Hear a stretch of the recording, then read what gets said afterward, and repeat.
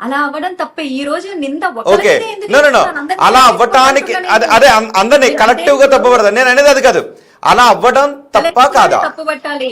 ఇప్పుడు కోర్టుకి వెళ్ళినప్పుడు పొడిచినోడిదే తప్పు కాదు, పొడిపించడానికి డబ్బులు ఇచ్చినోడిదే తప్పు, స్కెచ్ గీసినోడిది కూడా తప్పే. ఇప్పుడు కానీ ఏమంటున్నారు, మేమందరం శుద్ధ పూసలం, అసలు మా అంత శుద్ధ పూసలు ఇంకెవరు లేరు, ఆ అమ్మాయిదే తప్పు అంటున్నారు. చూడండి, అది కరెక్ట్ కాదు. అమ్మాయిలు మోడర్న్ గా వేసుకోండి, నేను చెప్తాను మోడర్న్ గా వేసుకోండి, స్లీవ్లెస్ వేసుకోండి, షార్ట్ వేసుకోండి, క్యూట్ గా వేసుకోండి. బాడీ నేచర్ కి ఆమె ఫ్యాషన్ డిజైనర్, నేను చెప్తా బాడీ నేచర్ కు తగ్గట్టు బట్టలు వేసుకోవాలి. మనకు చూడంగానే పక్కనున్న ఇంకో ఆడపిల్లకు కూడా యాక్ అనేలాగా ఉండకూడదు. కానీ నిజంగా చెబితే మారుతున్నారా? ఎవడు మారరు కదా. నాకు నచ్చట్లేదు అంటే నీకు నచ్చకపోతే కళ్ళు మూసుకో అంటున్నారు. ఎవరైనా అదే చెప్తున్నారు, మేము వేసుకునేది మేము వేసుకుంటాం, మాకు ఇదే కంఫర్ట్, మేము ఇలానే ఉంటాం, మేము బీచ్కి పోయి బికినీలో వేసుకుంటాం, చీరలు కట్టుకోలేం కదా అంటున్నారు. వాళ్ళని మార్చగలరా మీరు? మార్చి కాంట్రవర్సీ తీసుకొచ్చి ఇలా న్యూస్ రేటింగ్ పెంచుకొని మనం కూర్చొని సొల్లు డిస్కషన్స్ పెట్టడం తప్ప నిజంగా వాళ్ళు మారుతారా? మారరు. మారాలా మారకూడదా చెప్పండి ఒకటి నాకు. వాళ్ళు మారాలా మారొద్దా? అది ఎక్కడి నుంచి మొదలవ్వాలి అని నేను అడుగుతున్నా. ఫస్ట్ ఆఫ్ ఆల్ 14 ఏళ్ళు 13 ఏళ్ళ అమ్మాయిలు రీల్స్ లోకి వచ్చి అలాగా నడుములు చూపిస్తూ వీడియోలు చేస్తున్నప్పుడు మొదటగా అక్కడ కంట్రోల్ చేయాల్సిన తల్లిదండ్రుల దగ్గర నుంచి మార్పు మొదలవ్వాలి. ఈ రీల్స్ లో ఇప్పుడు ఆయన హీరోయిన్ల గురించే మాట్లాడి ఉండుండొచ్చు, అలా వేసుకొని వెళ్తే ఇలాగా అసభ్యంగా ప్రవర్తిస్తున్నారని. నేను ఎప్పుడో అసలు సోషల్ మీడియా ఇంత జమానా లేని రోజుల్లో 2012 2013లో నేను ఒక్క సినిమా చేసింది, నేను చేసిన డీసెంట్ రోల్ కి శారీ కట్టుకుని ఒక షాప్ ఓపెనింగ్ కి వెళ్తే, ఆ విజయవాడ సరౌండింగ్ ఎక్కడో ఇట్లా లాగారు తెలుసా, ఇట్లా పట్టుకున్నాము చీర, ఇట్లా పట్టుకుంటే 4 పోలీసులు 6 మంది బౌన్సర్లు 2 మేనేజర్లు ఉంటే కూడా లాగేశారు చీరను ఇట్లా చేతులు పెట్టి. అంటే ఆ పర్వర్షన్ నేచర్ వాళ్ళకి ఆల్రెడీ ఉంది.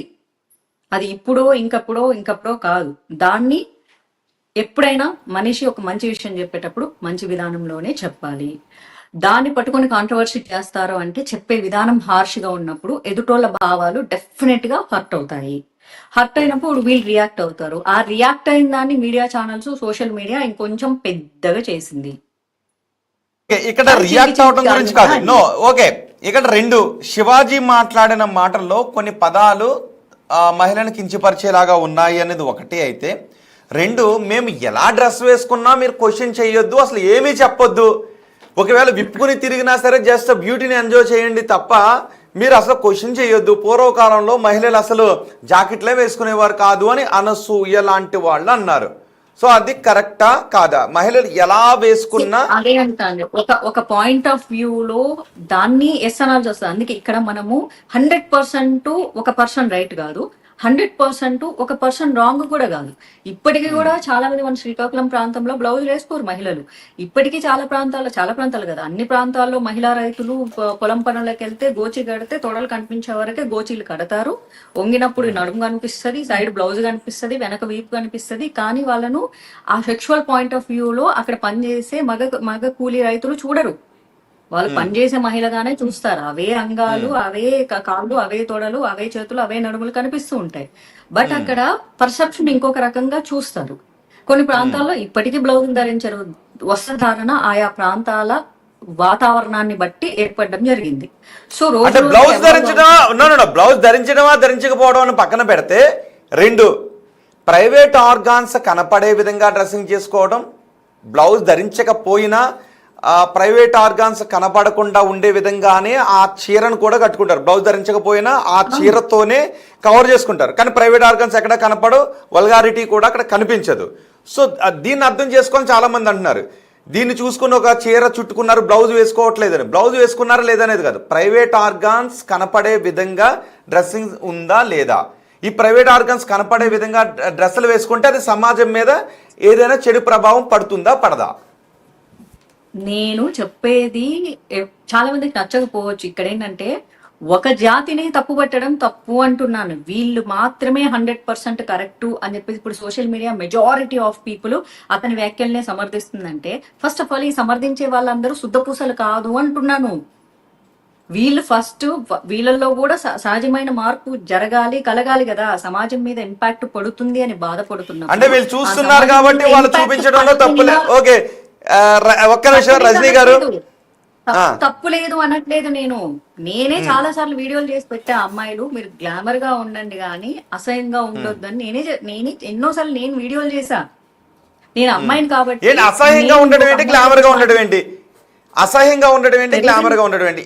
ఎక్కడ అసహ్యంగా ఉంటారు, ఎక్కడ గ్లామర్ గా ఉంటారు? There is a thin line అండి. ఇప్పుడు సినిమా తెర మీద ఓకే ప్రొడ్యూసర్లు క్యారెక్టర్లు ఇస్తారు, వాళ్ళకి భవిష్యత్తు కావాలనుకున్నప్పుడు వాళ్ళు గ్లామర్ గా కనిపిస్తూ ఉన్నారు. కానీ అలాగే ఈ ఓపెనింగ్ కెమెరాలు ఫోకస్ చేసే చోట, కానీ ఈ రీల్స్ లోకి వచ్చి లేకపోతే వాళ్ళ సోషల్ మీడియాలోకి వచ్చి అలా గుడ్లుకొని పెట్టుకోవాల్సిన అవసరం లేదు అంట నేను. అది చూస్తున్న వాళ్ళది కూడా తప్పే. రిపోర్ట్లు కొట్టండి, మరి మీరు ఫాలో అవ్వద్దు.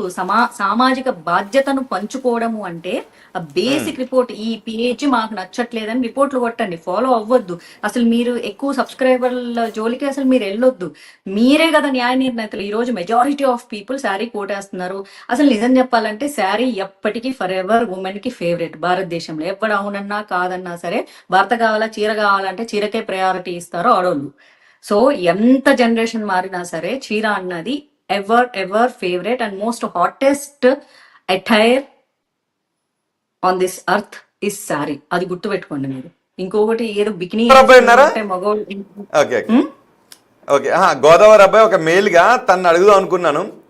అంటే ఎందుకు ఎక్కువగా ఫాలో అయ్యే వాళ్ళందరూ మగవాళ్ళే ఉంటారు కాబట్టి ఎందుకు రిపోర్ట్లు కొట్టకుండా లైక్లు కొడుతున్నారు అని తన్నే అడుగుదాం అనుకున్నాను. నేనేది సామాజిక బాధ్యత విషయం గురించి మాట్లాడా. సామాజిక బాధ్యత ఈ రోజు ఎస్ సారీ కట్టుకోవాలి ఆడోళ్ళు అని రెచ్చిపోయిన వాళ్ళందరూ కూడా అంతే సామాజిక బాధ్యత తీసుకొని అలాంటి అసలు మీకు అక్వర్డ్ గా కనిపించగానే బూతు కామెంట్లు పెట్టకుండా రిపోర్ట్ కొట్టి పడేసేయండి.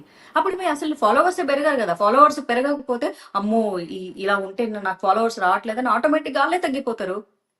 ఈ రోజు అన్వేష్ అనేటోడు కూడా ఫాలోవర్స్ పెరిగారా